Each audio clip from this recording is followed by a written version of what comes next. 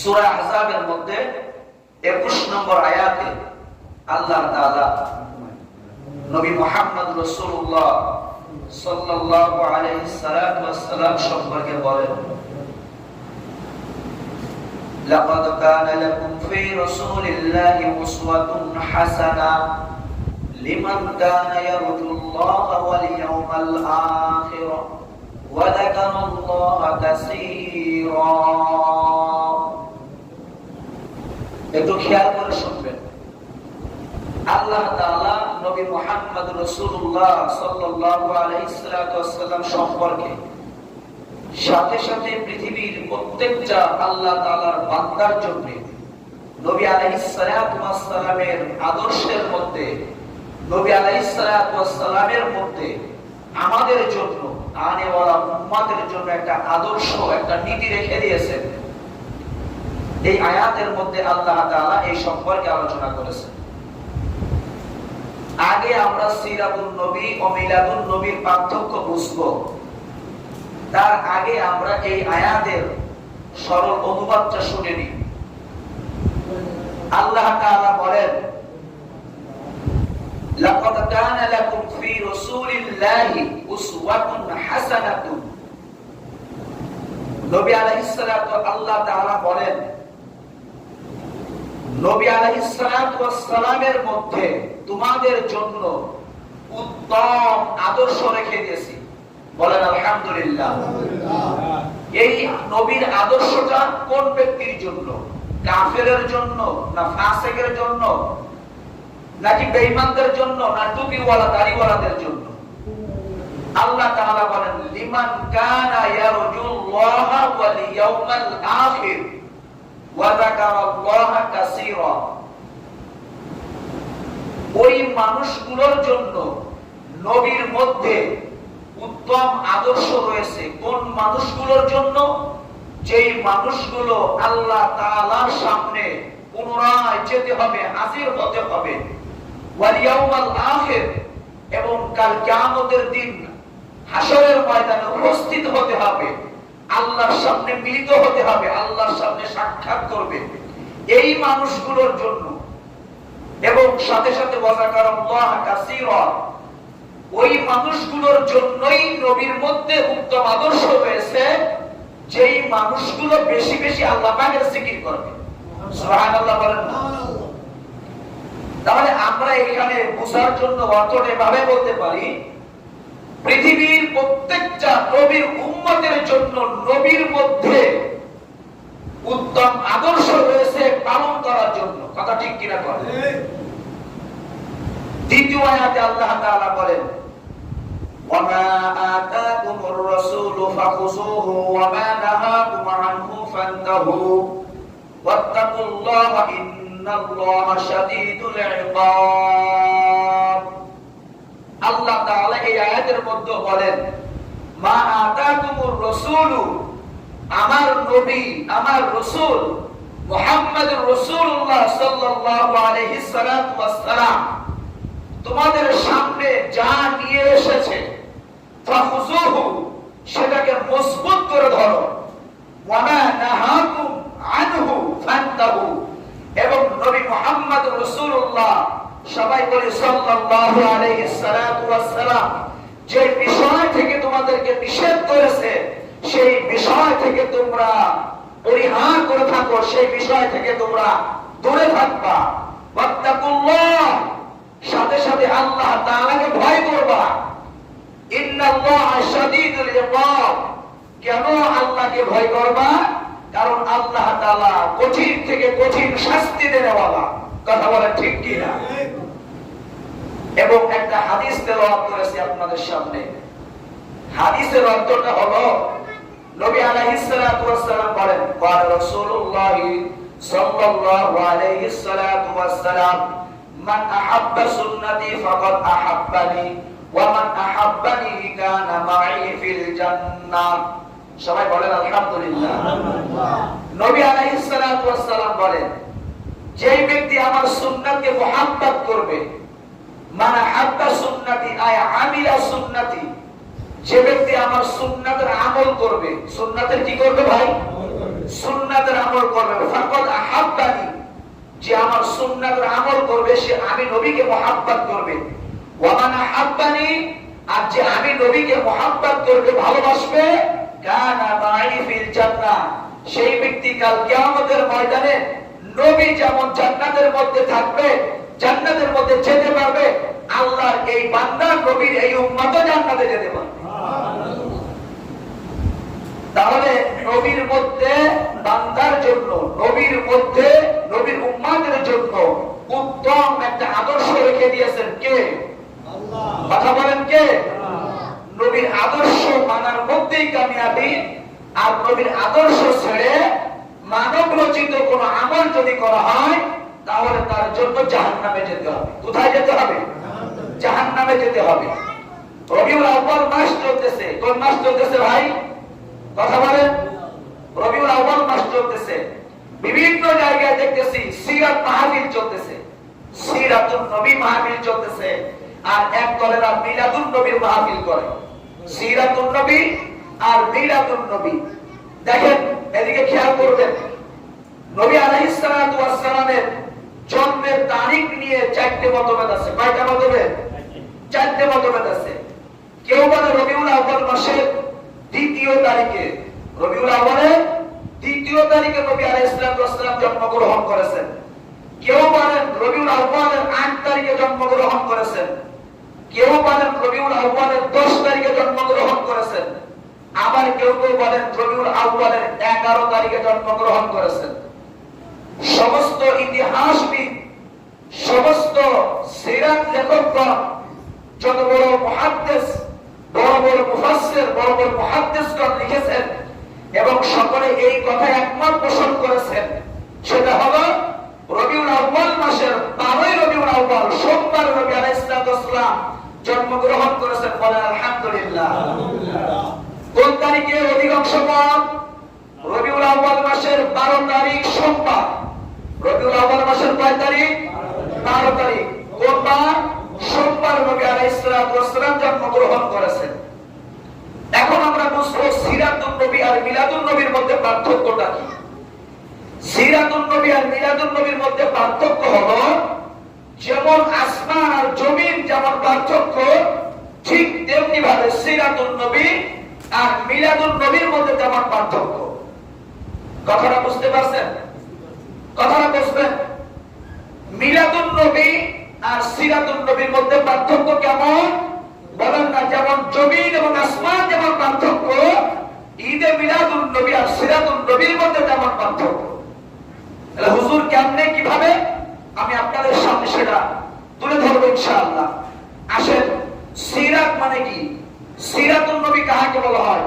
মিলাদুন নবী কাহাকে বলা হয়? সিরাত শব্দের অর্থ হলো জীবনী। সিরাত শব্দের অর্থ কি ভাই? কথা বলতে হবে কি? সিরাত শব্দের অর্থ হলো জীবনী। সিরাত শব্দের আরেকটা অর্থ লিখেছেন চরিত্র। সিরাত শব্দের আরেকটা অর্থ লিখেছেন স্বভাব প্রকৃতি। এই মানুষটাই স্বাভাবিক, এই মানুষটার চরিত্র এমন, বলে কি বলে না?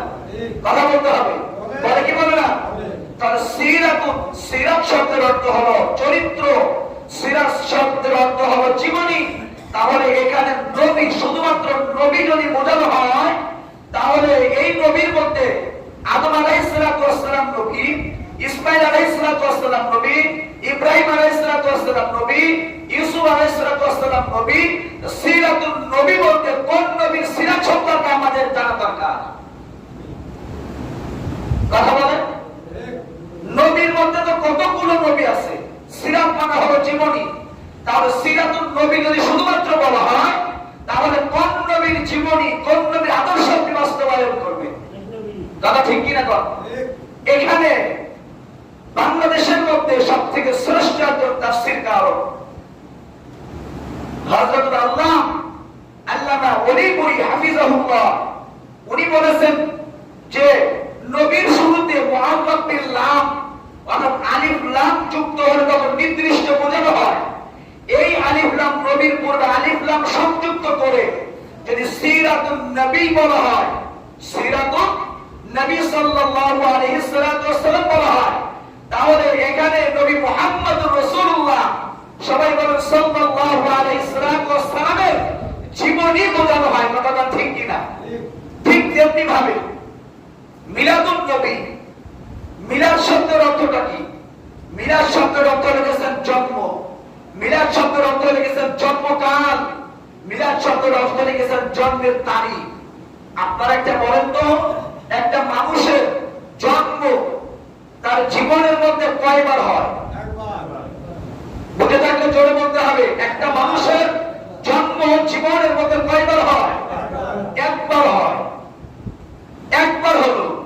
এখন একটা মানুষের জীবনে যদি লেখা হয়, তাহলে শুরুতে জীবনে একবার জন্মগ্রহণ করেছে ওই বিষয়টা লিখে থাকতো। এরপর বাকি জীবন চরিত্রের মধ্যে তার কি করেছে, কিভাবে চলেছে, কি খেয়েছে, কোনটা করেছে, কোনটা করে নাই, এই বিস্তারিত লেখা রেখে, কথাটা ঠিক কিনা? ঠিক তেমনি ভাবে মিলাদুন নবী এটা পালনের বিষয় না, এটা হল আলোচনার বিষয়। কথা বলেন, মিলাদুন নবী আলোচনার বিষয় না পালনের বিষয়? কথা বলেন সবাই, আলোচনার বিষয়। মিলাদুন নবী পালন করা অসম্ভব, কোনদিন পালন কেউ করতে পারবে না, একটু পরেই বুঝবেন। তাহলে সিরাতুন নবী হল নবী আলাইহিস সালামের 63 বছরের জিন্দেগি। কত বছরের জিন্দেগি? জেনে বলতে হবে, সিরাতুন নবীর এই যে 63 বছরের জিন্দেগি হল সিরাতুন নবী। এই সিরাতুন নবী পালনের বিষয়, কথা বলে ঠিক কিনা? সিরাতুন নবী সাল্লাল্লাহু আলাইহি সাল্লাম, নবী মুহাম্মদ রাসূলুল্লাহ সাল্লাল্লাহু আলাইহি সাল্লাম সম্পর্কে, তার সিরাত সম্পর্কে যতগুলো কিতাব লেখা আছে, সব কিতাবের মধ্যে তার জন্ম পাওয়া যায়। কিন্তু মিলাদুন নবীর যত কিতাব লেখা আছে, এর মধ্যে সিরাতুন নবী পাওয়া যায় না। কথাটা ঠিক কিনা? ঠিক, যদিও বলতে সমস্যা লাগে, কিতাবগুলো দেখে নেবেন। তো ঈদে মিলাদুন নবী এটা আলোচনার বিষয়, এটা পালন করার বিষয় না। কেমনে? উত্তর তো বুঝতে হবে। যেমন এক নাম্বার, নবী মুহাম্মদ রাসূলুল্লাহ, সবাই বলেন সাল্লাল্লাহু আলাইহি সাল্লাম, ইনি যখন জন্মগ্রহণ করেছিলেন, মা আমেনার ভাষ্য হলো, নবী মুহাম্মদ রাসূলুল্লাহ সাল্লাল্লাহু আলাইহি সাল্লাম যখন ওনার পেট থেকে দুনিয়ার মধ্যে আসছে, নবী মুহাম্মদ রাসূলুল্লাহ পেট থেকে বের হওয়ার সময় আমেনা রাদিয়াল্লাহু তাআলা আনহা একটুও ব্যথার অনুভব করেন নাই। বলেন আলহামদুলিল্লাহ। আচ্ছা, আমরা যখন মায়ের পেট থেকে বের হইছি, আমাদের আম্মা যারা কষ্ট পাইছে কি পায় নাই? কথা বলতে হবে, পাইছে কি পায় নাই? নাম্বার 1। নাম্বার 2, নবী মুহাম্মদ রাসূলুল্লাহ সাল্লাল্লাহু আলাইহি সাল্লাম যখন জন্মগ্রহণ করেছেন, মা আমেনার পেট থেকে যখন বের হয়েছেন, এই যে আমাদের যে খাদ্য নালী, আমরা মায়ের পেটে থাকা অবস্থায় আমাদের জবান যখন নাবাদ না হয়, এর মধ্যে দিয়ে যে নারী দিয়ে আমরা খাওয়া দাওয়া করেছি মায়ের পেটে, এই যে জন্মগ্রহণ করার সঙ্গে সঙ্গে সেই নারীটাকে কেটে দিতে হয়। বাবা ঠিক কিনা? কিন্তু নবী মুহাম্মদ রাসূলুল্লাহ সাল্লাল্লাহু আলাইহি সাল্লাম জন্মের পরে দুনিয়ার যখন আসতেন, তিনার এই নারীটা কাটা ছিল। বলেন আলহামদুলিল্লাহ। তাহলে আপনার নার কাটতে হয়, নবীর নার কাটা লাগে নাই। এটাকে আমলের বিষয় না আলোচনার বিষয়? জোরে বলতে হবে, আমলের বিষয় না আলোচনার বিষয়? এটা আলোচনার বিষয়। নাম্বার 3, নবী মুহাম্মদ রাসূলুল্লাহ সাল্লাল্লাহু আলাইহি সাল্লাম যখন জন্মগ্রহণ করেছিলেন, মা আমেনার পেট থেকে বের হয়েছিলেন, সঙ্গে সঙ্গে কাবা ঘরের মধ্যে যে মূর্তিগুলো ছিল, এই মূর্তিগুলো সব আল্লাহ তাআলার কুদরতি পায়ে সিজদা করে গিয়েছিল। আমার আপনার জন্মগ্রহণ করার সময় আমার বাপ মাও তেমন একটা সিজদা দেয় নাই, কথা কয় না। তাহলে এটা আমলের বিষয় না আলোচনার বিষয়? আলোচনার বিষয় দোস্ত। 4 নম্বর আসেন, নবী মুহাম্মদ রাসূলুল্লাহ সাল্লাল্লাহু আলাইহি সাল্লাম যখন নাকি মায়ের পেট থেকে বের হয়েছিলেন, আল্লাহু আকবার, আজকে কাসরাতুল আম্বিয়ার মধ্যে দেখেছি এই 121000 বছর পর্যন্ত একটা আগুনের কুণ্ডলী, আগুনের পোহা ছিল। এখানে আগুন জ্বলতে, অগ্নি পূজা করতে 1200 মানুষেরা 1000 বছরের মধ্যে একটা মিনিটের জন্য আগুনটা নেবে না। আমার নবী, আপনার নবী সাইয়্যিদুল আম্বিয়া সাইয়্যিদুল মুরসালিন রাহমাতুল লিল আলামিন শাফিউল মুসলিমিন যখন নাকি মা আমিনার পেট থেকে বের হলেন সঙ্গে সঙ্গে জানতে পারলেন, সঙ্গে সঙ্গে খবর হয়ে গেল পারস্যের ওই আগুনের কুণ্ডালি বের হলো। সুবহানাল্লাহ বাইরে দিয়ে বলবেন, আর একটু জোরে বলেন আল্লাহু আকবার, আর একটু জোরে বলেন আলহামদুলিল্লাহ, আরেকবার বলেন না সুবহানাল্লাহ। এগুলো আমার নবীর বৈশিষ্ট্য, এগুলো আমার নবীর বৈশিষ্ট্য, আখেরি নবীর বৈশিষ্ট্য, সাইয়্যিদুল আম্বিয়ার বৈশিষ্ট্য, সাইয়্যিদুন নবিয়্যের বৈশিষ্ট্য। বলা ঠিক কিনা? দোস্ত বুজুর্গ, নবী মুহাম্মদ রাসূলুল্লাহ সাল্লাল্লাহু আলাইহি ওয়াসাল্লাম যখন নাকি মায়ের মা হালিমাতুস সাদিয়া বলেন যে নবী মুহাম্মদ রাসূলুল্লাহ যখন নাকি আমার বুকের দুধ ছাড়ালেন, কি ছাড়ালেন? কথা বলেন। মা হালিমাতুস সাদিয়া বলেন যখন মহানবী সাল্লাল্লাহু আলাইহি ওয়াসাল্লাম পৃথিবীর মধ্যে শ্রেষ্ঠ মানুষ, পৃথিবীর মধ্যে শ্রেষ্ঠ দার্শনিক, পৃথিবীর মধ্যে শ্রেষ্ঠ বৈজ্ঞানিক, পৃথিবীর মধ্যে শ্রেষ্ঠ একজন শিক্ষক নবী মুহাম্মদ রাসূলুল্লাহ সবাই বলে সাল্লাল্লাহু আলাইহি ওয়াসাল্লাম যখন নাকি মা হালিমার দুধ ছেড়ে দিলেন সঙ্গে সঙ্গে তিনি বলে ফেললেন আল্লাহু আকবার কাবীরা ওয়ালহামদুলিল্লাহি হামিদা ওয়ালহামদুলিল্লাহি হামদান কাসীরান সুবহানাল্লাহি বুকরাতান ওয়া আসীলা। বলেন আলহামদুলিল্লাহ। আমি আপনি জন্মগ্রহণ করা 7 বছর 8 বছর পরেও তো আপনার মনে হয় আমাদের ছেলে সন্তান মসজিদে নিতে চাই না, কথাটা ঠিক কিনা? 10 বছর ঈদে মিলাদুন নবী, ঈদ শব্দের অর্থ হলো আনন্দ করা, উৎসব করা। তাহলে ঈদে মিলাদুন নবী এটা হলো আনন্দের জন্য আলোচনার বিষয়, এটা পালন করার কোনো বিষয় নয়। ঈদে মিলাদুন নবী যারা পালন করে, ঈদে মিলাদুন নবীর মধ্যে পালন করার একদল হলো তাহরির পার্টি। এরা সিরাফি আছে, আলোচনা আছে, খিচুড়ি আছে, আলোচনা আছে, তেহরি আছে, তাহরির আলোচনা আছে, খিচুড়ি নাই, জিলাপি নাই, মিষ্টি নাই, নবীর আদর্শ বাস্তবায়নের মধ্যে না। কথাটা ঠিক কিনা? দোস্তার বদল নবীর আদর্শ বাস্তবায়ন করতে গেলে তো মিসওয়াকের আমল করা লাগে। নবীর আদর্শ বাস্তবায়ন করতে গেলে ইসলামের হুকুমত কায়েম করার চেষ্টা করা লাগে। নবীর আদর্শ বাস্তবায়ন করতে গেলে আল্লাহু আকবার সত্য কথাগুলো বলতে হয়। নবীর আদর্শ বাস্তবায়ন করতে গেলে সিগরাতটা করতে হয়। নবীর আদর্শ বাস্তবায়ন করতে গেলে বাটার টুপি উঠাইতে হয়। নবীর আদর্শ বাস্তবায়ন করতে গেলে গোল জুব্বা ভাড়া জুব্বা গায়ে দিতে হয়। কথাটা ঠিক কিনা? কিন্তু ঈদে মিলাদুন নবী আলোচনার বিষয়, এটা পালনের কোনো বিষয় না। আসুন সিরাতুন নবী, সিরাতুন নবী সাল্লাল্লাহু আলাইহি ওয়াসাল্লাম সম্পর্কে আল্লাহ তাআলা বলেন লাকাদ কানা লাকুম ফি রাসূলিল্লাহি উসওয়াতুন হাসানা। এ দুনিয়ার মানুষেরা ভালো করে শুনিয়া রাখো, ভালো করে বুঝে নাও। আমি আল্লাহ তাআলা পৃথিবীর প্রত্যেকটা মানুষের জন্য আমার নবী মুহাম্মদ রাসূলুল্লাহ সাল্লাল্লাহু আলাইহি ওয়াসাল্লামের মধ্যে তোমাদের জন্য একটা উত্তম আদর্শ রেখে দিয়েছি, উত্তম একটা নিয়ম রেখে দিয়েছি। আমি তোমাদের জন্য একটা কি রেখেছি? একটা উদাহরণ রেখে দিয়েছি। এই দোস্তার বুজুর্গ নবী মুহাম্মদ রাসূলুল্লাহ সাল্লাল্লাহু আলাইহি ওয়াসাল্লামের আদর্শ আমাদের মানতে হবে, নবীর অনুকরণ আমাদের করতে হবে, নবীর আদর্শ আমাদের বাস্তবায়ন করতে হবে, বেশি বেশি করে জিকির করতে হবে। কথা বল ঠিক কিনা?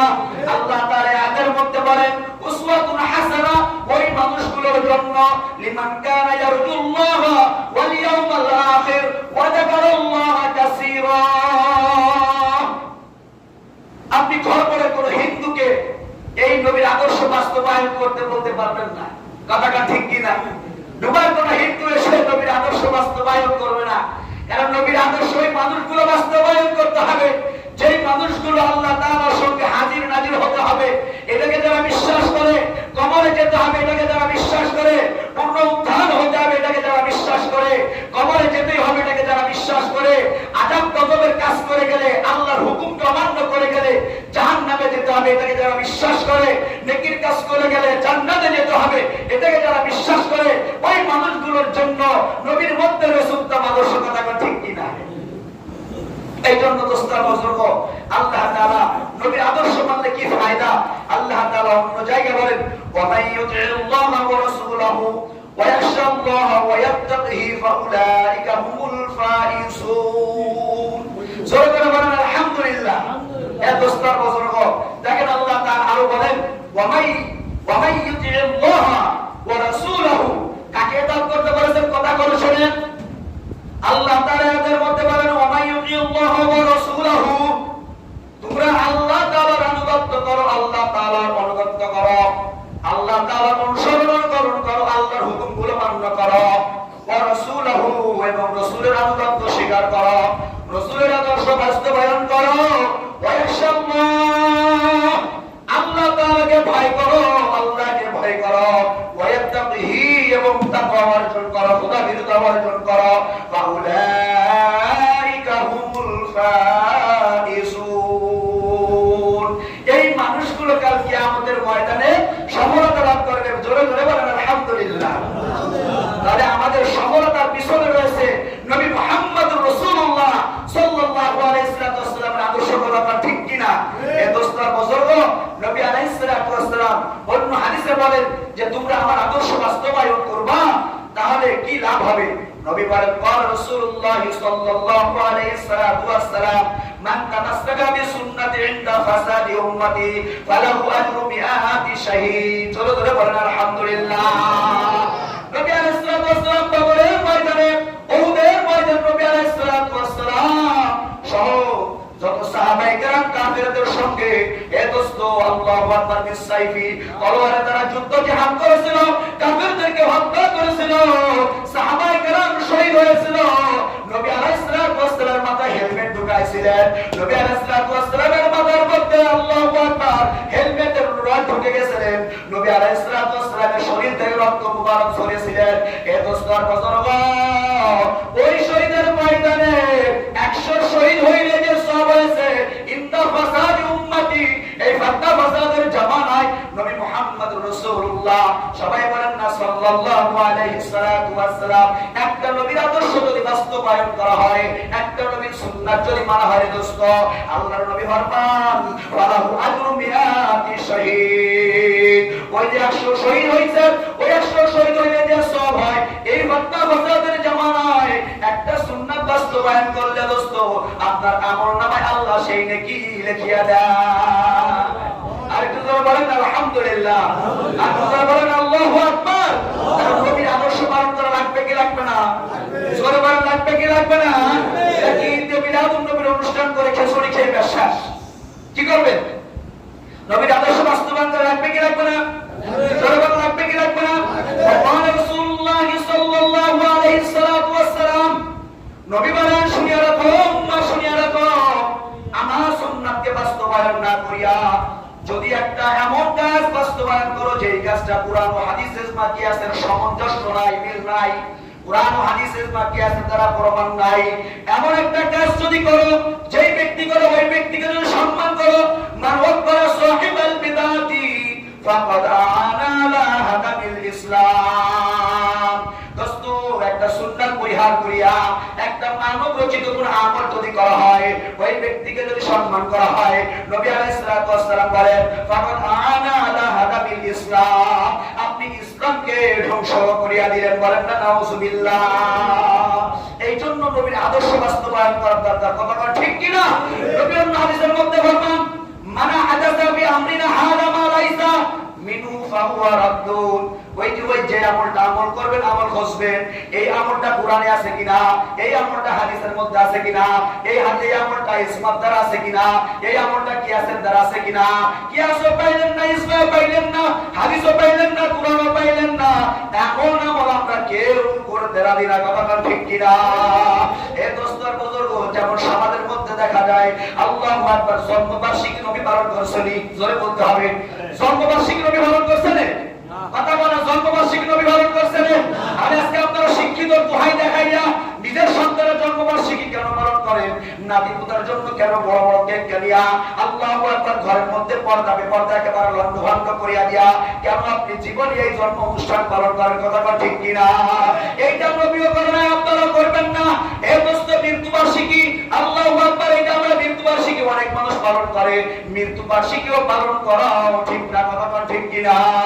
নাম্বার 3, খতনা করিয়া মুসলমানি করাইয়া, এই মুসলমানি করাইয়া দেখবেন বাড়ির মধ্যে কিছু একটা গরু জবাই দিয়া, একটা বকরি জবাই দিয়া, কিছু মানুষজনকে দাওয়াত দিয়া, পর্দাকে একেবারে লন্ডভন্ড করিয়া দিয়া, আল্লাহু আকবার, দেখবেন এরকম ভাবে খতনার অনুষ্ঠান করে, কয় আকিকা করলাম, কথা ঠিক কিনা? এই দোস্ত ভগত আল্লাহু আকবার, খতনা করার এই অনুষ্ঠান, একটা ঘটনা আমি শুনেছিলাম। এক মুরব্বী সকালবেলা চার দোকানে গিয়ে বলতেছে, ভাই আমার সন্তানকে এরকম ভাবে খতনা করাইয়া একটা অনুষ্ঠান করেছিলাম, এই অনুষ্ঠানে না 50,000 টাকা হয়েছিল, আমি যদি জানতাম তাহলে আমিও খতনা করিয়া অনুষ্ঠান করতাম। বলেন না নাউজুবিল্লাহ, আল্লাহু আকবার। তাহলে এই যে খতনা করা অনুষ্ঠান, মৃত্যুবার্ষিকী পালন করা, এরপর জন্ম অনুষ্ঠানে পালন করা, এই যে আপনার দোয়ার অনুষ্ঠান করা, এগুলো কিন্তু শরীয়তের নিষেধ। শরীয়তে কি ভাই? কথাটা শরীয়তে কি ভাই? আরেকটা জিনিস আপনারা বলছেন, আমরা সবাই গরিব মানুষ, এখন এই দোয়ার অনুষ্ঠানগুলো নেতা খেতা অমুক তমুক মোড়ল মুন্সি সবাই আসে, গরিব মানুষগুলো যারা খানার হকটা তাদেরকে বাদ দিয়ে দেয়, কথাটা ঠিক কিনা? তাদেরকে বাদ দেয় কি দেয় না? এই জন্য এইগুলো নবী আলাইহিস সালাম পরিহার করার জন্য বলে গেছেন। তো আপনাদের সকলের কাছে আমার অনুরোধ রইল, অনুরোধ করব, সিরাতুন নবী 23 বছরের জিন্দেগীর মধ্যে যে আমলগুলো আছে এগুলো আমরা বাস্তবায়ন করার চেষ্টা করব। আর ঈদ মিলাদুন নবী এটা আমরা আলোচনা করে নবী আলাইহিস সালামের শান মান মর্যাদাকে আমরা বলুণ্ঠিত রাখার জন্য, উঁচু রাখার জন্য আলোচনা করব।